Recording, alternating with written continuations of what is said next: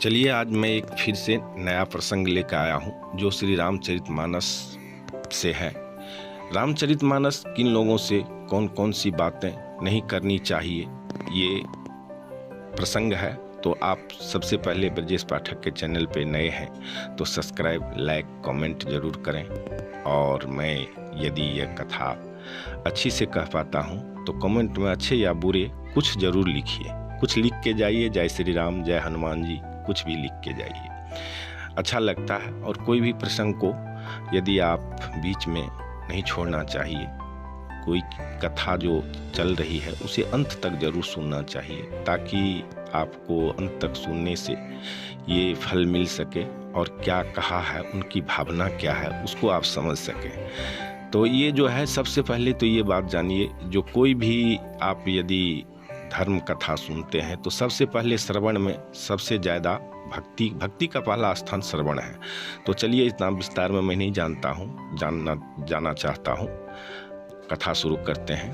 अब यहाँ पे है दोहा है एक, जो सठ सन विनय कुटिल सन प्रीति, सहज कृपन सन सुंदर नीति, ममता रत सन ज्ञान कहानी, अति लोभी सन बिरति बखानी, क्रोध सम काम हर कथा, उसर बीज बय फल जथा। भावार्थ है इसका, मूर्ख से विनय, कुटिल के साथ प्रीति, स्वाभाविक ही कंजूस से सुंदर नीति, उदारता का उपदेश, ममता में फंसे हुए मनुष्य ज्ञान की कथा, अत्यंत लोभी से वैराग का वर्णन, क्रोधित से सम शांति की बात, और कामी से भगवान की कथा। इनका वैसा ही फल होता है जैसा उसर में बीज बोने से होता है, अर्थात उसर में बीज बोने की भांति यह सब व्यर्थ जाता है। अब दूसरा दोहा है, काटहि पै कंदरी फरे, कोटि जतन को सींचै, विनय न मान खगेश सुनो, डांटै पव नवनीचै। चाहे कोई करोड़ों उपाय करके सींचे, पर केला तो काटने पर ही फलता है। नीच विनय से नहीं मानता, वह डांटने पर ही झुकता है, रास्ते पर आता है। श्री राम भगवान कहते हैं, वानर सेना सहित समुद्र किनारे 3 दिनों तक रुके हुए थे। श्री राम ने समुद्र से प्रार्थना की थी कि वह वानर सेना को लंका तक पहुंचाने के लिए मार्ग दे, लेकिन समुद्र ने श्री राम के आग्रह को नहीं माना और इस प्रकार 3 दिन व्यतीत हो गए। 3 दिनों के बाद श्री राम समुद्र पर क्रोधित हो गए और उन्होंने लक्ष्मण से कहा, विनय न मानत जलधि जड़ा, गए 3 दिन बीती, बोले राम सकोप तब, भय बिनु होय न प्रीति। भावार्थ है इनका, इधर 3 दिन बीत गए किंतु जड़ समुद्र विनय नहीं मानता। तब श्री राम जी क्रोध सहित बोले, बिना भय के प्रीत नहीं होती। इस दोहे का अर्थ यह है कि श्री राम भगवान क्रोधित होकर लक्ष्मण से कहते हैं, भय बिना प्रीत नहीं होती है, यानी बिना डर दिखाए कोई भी हमारा काम नहीं करता है। लक्ष्मण बाण शरासन आनो, सोखों बारद विमुख किसानु, सठ सन विनय कुटिल सन प्रीति, सहज कृपन सन सुंदर नीति। श्री राम भगवान कहते हैं लक्ष्मण से, हे लक्ष्मण, धनुष बाण लेकर आओ, मैं अग्निबाण से समुद्र को सुखा डालता हूँ। किसी मूर्ख से विनय की बात नहीं करना चाहिए।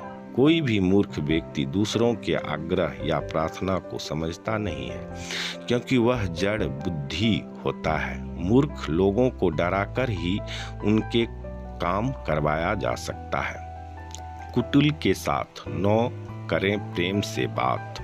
श्री राम भगवान कहते हैं लक्ष्मण से कहते हैं कि जो व्यक्ति कुटिल स्वभाव वाला होता है उससे प्रेम पूर्वक बात नहीं करना चाहिए। कुटिल व्यक्ति प्रेम के लायक नहीं होते हैं। ऐसे लोग सदैव दूसरों को कष्ट देने का ही प्रयास करते हैं। ये लोग स्वभाव से बेईमान होते हैं, भरोसेमंद नहीं होते हैं, अपने स्वार्थ के लिए दूसरों को संकट में डाल सकते हैं। अतः कुटिल व्यक्ति से प्रेम पूर्वक बात नहीं करना चाहिए। कंजूस से न करे दान की बात। जो लोग स्वभाव से ही कंजूस है, धन के लोभी हैं, उनसे उदारता की, किसी की मदद करने की, दान करने की बात नहीं करना चाहिए। कंजूस व्यक्ति किसी भी परिस्थिति में धन का दान नहीं कर सकता है। कंजूस से ऐसी बात करने पर हमारा ही समय व्यर्थ होता है।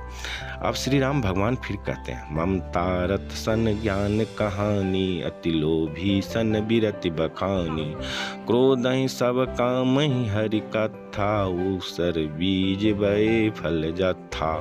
ममता में फंसे हुए व्यक्ति से न करें ज्ञान की बात। श्री राम कहते हैं, ममता रत सन ज्ञान कहानी, यानी लोग जो ममता में फंसे हुए हैं उनसे ज्ञान की बात नहीं करना चाहिए। ममता के कारण व्यक्ति सही गलत में भेद नहीं समझ पाता है। अति लोभी से वैराग की बात, अति लोभी सन बिरति बखानी, यानी जो लोग बहुत अधिक लोभी हैं उनका पूरा मोह धन में ही लगा रहता है। ऐसे लोग कभी भी वैरागी नहीं हो सकते हैं, सदैव धन के लोभ में फंसे रहते हैं। इनकी सोच धन से आगे बढ़ ही नहीं पाती है। अतः ऐसे लोगों से वैराग्य यानी धन का मोह छोड़ने की बात नहीं करना चाहिए।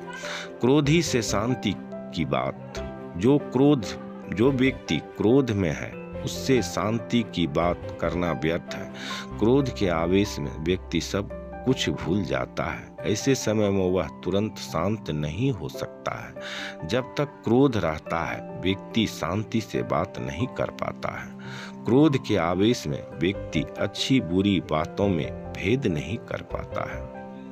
कामी से भगवान की बात, जो व्यक्ति कामी है यानी जिसकी भावनाएं वासना से भरी हुई है उससे भगवान की बात करना व्यर्थ है। कामी व्यक्ति को हर जगह सिर्फ काम वासना ही दिखाई देती है। अति कामी व्यक्ति रिश्तों की और उम्र की मर्यादा को भी भुला देते हैं। अतः ऐसे लोगों से भगवान की बात नहीं करना चाहिए। उत्सर बीज बए फल जत्था। इस पंक्ति में भगवान श्री राम कहते हैं कि यहाँ बताए गए सभी व्यक्तियों से न करने योग्य बातें करेंगे तो कोई फल प्राप्त नहीं होगा। जिस प्रकार उत्सर यानी बंजर जमीन में बीज बोने पर बीज नष्ट हो जाते हैं, ठीक उसी प्रकार यहाँ बताए गए लोगों से सही बात करना व्यर्थ ही है।